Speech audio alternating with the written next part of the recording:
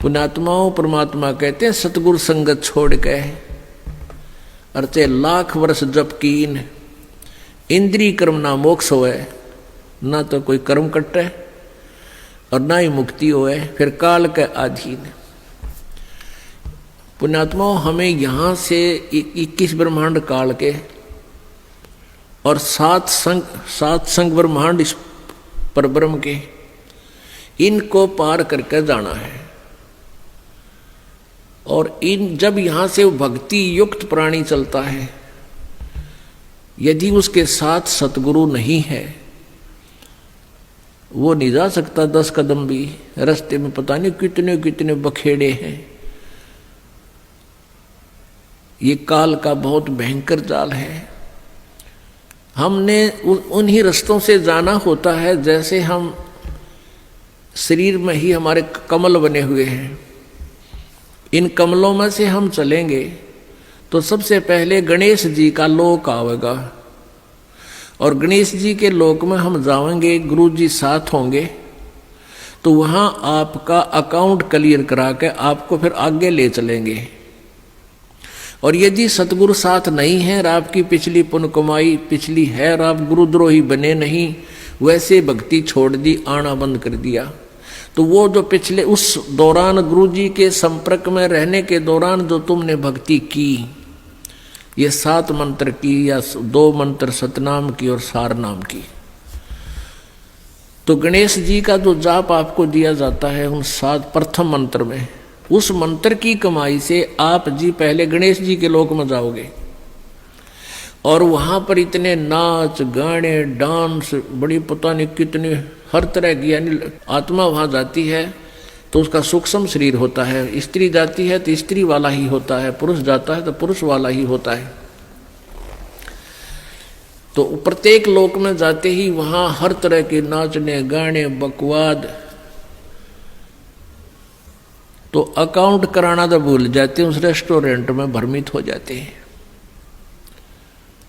और फिर वहां उनको गण बना दिया जाता है, उन्हीं की पुण्य कमाई से वहां वो ठाठ करते हैं और सारी बकवाद करते हैं, नाचने गाने डांस, कोई काम में कोई ना। जैसे रेस्टोरेंट में चले गए, वहाँ अपनी पूंजी खर्च होती है, वहाँ कुछ भी बकवाद देखो और खाओ सुनो, तो वो पूंजी नष्ट होते ही वहाँ से बाहर निकाल देंगे। फिर विष्णु के लोक में, विष्णु जी के लोक में जो आपने मंत्र जाप कर रखा है उसकी कमाई समाप्त होती है। फिर शिव के लोक में वो कमाई खत्म होते ही फिर दुर्गा के लोक में, फिर वो कमाई खत्म होते ही फिर आपका जो सतनाम का प्रथम और द्वितीय मंत्र है, प्रथम मंत्र जो ओम नाम है वो ब्रह्म का, फिर ब्रह्म लोक में, और दूसरा जो तत्व मंत्र है उसके लिए इस काल ने अपने एक ब्रह्मांड में ब्रह्मलोक में ही अलग से नकली सतलोक अलखलोक अगमलोक नामी लोक की रचना रच रखी है। उस दूसरे मंत्र की जो सतनाम के अंदर जो 2 मंत्र हैं उसकी कमाई से उसको ऊपर नकली सतलोक में छोड़ देते हैं। और जिसने तीसरे नाम का भी जाप कर रखा है उसके लिए काल ने वो आगे के अलखलोक और अगमलोक और बना रखे हैं नकली, उनमें पड़ा रहे। और जब इसका कत्ती सारा नाश होले भक्ति का, फिर नरक में ठोक देते हैं। यानी इस प्रोसीजर में हजारों युग बीत जाते हैं, उसको पता भी नहीं चलता त्रिगेला के विरान माटी हो रही है। तो सतगुरु कहते हैं शिव मंडल ब्रह्मापुरी चाहे विष्णु लोक में हो, अमरे गुण भूले नहीं तो आण छुटाऊं तो। अब कई पुण्यात्मा कोई ज्ञान तो खूब सुन लिया और कोई दुर्भाग्यवश यहाँ से दूर भी हो गए, तो वो फिर इससे या तो शिव मंडल में, शिव के लोक में, या ब्रह्मा के लोक में, या विष्णु के लोक में जा रहा है, फिर वहाँ कमाई वह मौज मार रहा है। तो उसके हृदय में यो ज्ञान अंतःकरण में समाया हुआ है, तो उसको याद आवेगा कि गुरु जी तेन्यू क्या करते।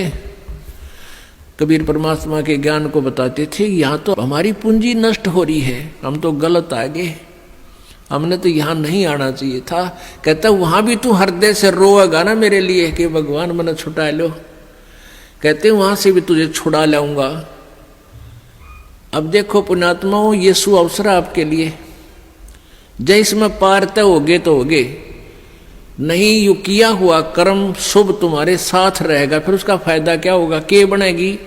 परमात्मा कहते हैं शिव मंडल ब्रह्मापुरी चाहे विष्णु लोक में हो और हमारे गुण बोला नहीं तो वहां भी आण छुटाऊं तो ही। मान ले आप चले गए गुरु जी से, यहां से विमुख हो गए और आप चले गए विष्णु जी के लोक में और वहां आपको याद आ गई, ओहो रही हम तो गलत आ गए भगवान, यहाँ तो बहुत गलत आ गया, हमारी पूंजी नाश होगी। वहां भी आप रोने लग गए तो वो मालिक परमेश्वर आएंगे और वहां से भी आपको ले जा करके कहाँ रखेंगे। यहाँ एक मिनी सतलोक है, प्रत्येक ब्रह्मांड में एक मिनी सतलोक है, परमात्मा का अपना राजदूत भवन है। जैसा प्रत्येक देश में प्रत्येक देश का एक राजदूत भवन होता है, ऐसा परमेश्वर का एक स्थान है।